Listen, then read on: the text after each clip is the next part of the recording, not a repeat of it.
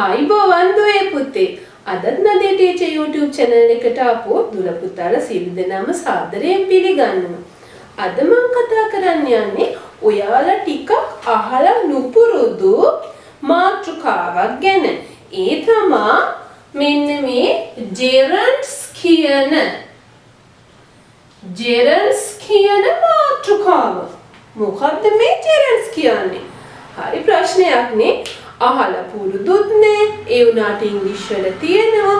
ඔයාලා දන්නේ නැතුවට මේවා ඉගෙන ගන්නවා. හරි. එහෙනම් මම කියන්නම් gerunds කියන්නේ මොනවද කියලා. gerunds කියන්නේ පුතේ අපිට හම්බ වෙන verb stems.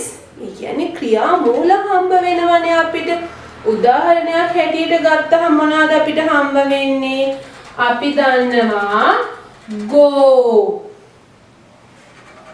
මොනවාද? කියන්න අපි දන්න වචන jump. හරි. තව run. eat. draw. හරි. එහෙනම් මෙන්න මේ වගේ ක්‍රියාපද වලට අපි අකුරු කිහිපයක් එකතු කරලා මේ ක්‍රියාපද නාම පදයක් බවට පරිවර්තනය කර ගන්නවා. එහෙනම් දුවේ පුතේ අපි gerunds කියන්නේ අන්න ඒවා.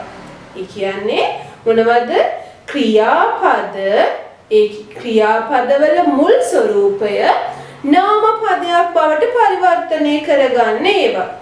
එහෙනම් අපි බලමු මේ gerunds කීපයක් අරගෙන. දැන් ඔයාලට ලේසියව ටිකක් මම ගන්නම්. පළවෙනි එක බලන්න. මෙන්න draw කියලා කියන එක. draw කියලා කියන්නේ මොකද්ද අපි? අඳිනවා කියලා කියන එක. මේක තමයි verb එක. ඩික්ෂනරි බැලුවම verb එක හැටියටයි මේ මෙහෙම තියෙනවා. මේකේ v අකුරක් දාලා.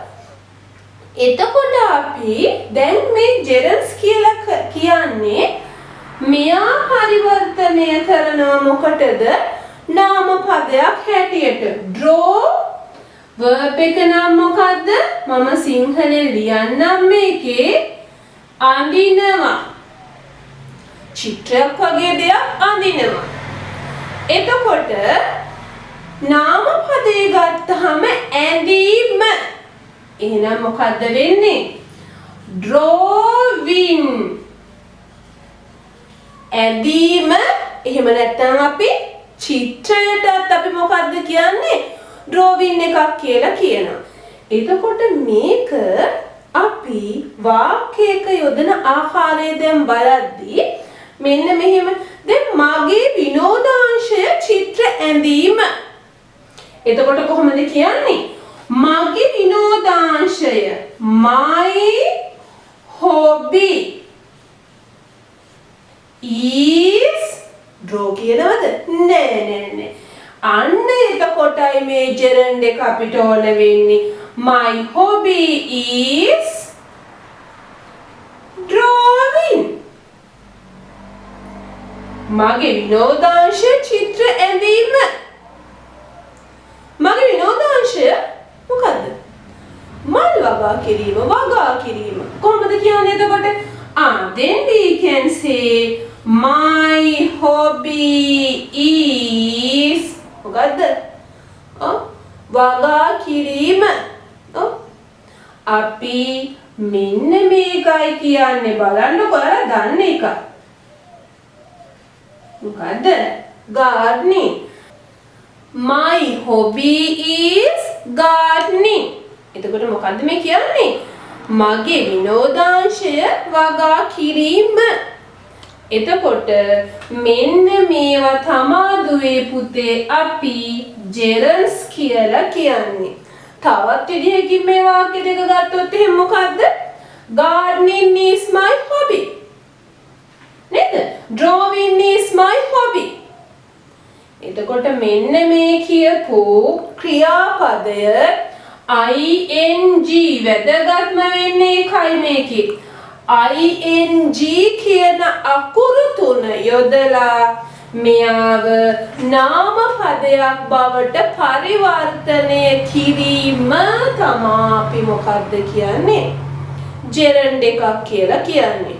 එහෙනම් පාඩම හරිම කෙටි. හැබැයි කෙටි වුණාට අපිට මේකෙන් ලොකු දෙයක් කියනවා. ඒ කියන්නේ මොකද්ද? ක්‍රියාපදයක් ing එකතු කරලා නාම පදයක් බවට පරිවර්තනය කර ගැනීම කියලා කියන එක. එහෙනම් දුවේ පුතේ ඔයාලා මේ වීඩියෝ එකෙන් ලබාගත් දැනුම ඔයාලගේ අනිත් යාළුවන්ට ෂෙයා කරන්න. Nadee Teacher channel එක තාම subscribe කරලා නැත්නම් subscribe කරන්න. ඔයාලට ආපහු අලුතෙන් වීඩියෝ එකක් දැම්මම ඒකත් බලා ගන්න.